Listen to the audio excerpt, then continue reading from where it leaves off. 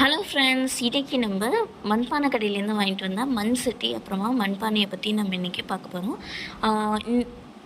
இந்த மண் சட்டி வந்து ஆக்சுவலாக நான் வந்து மீன் குழம்பு வைக்கிறதுக்கு ஒரு மண் சட்டி வச்சுருந்தேன். அது ரொம்ப பெருசாக இருந்துச்சு.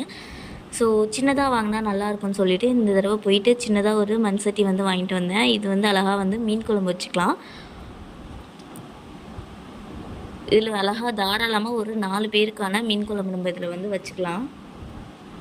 ஸோ மண் சட்டியில் மீன் குழம்பு வைக்கும்போது பார்த்திங்கன்னா 2 to 3 நாள் வரைக்குமே அந்த மீன் குழம்பு கெட்டு போகாது.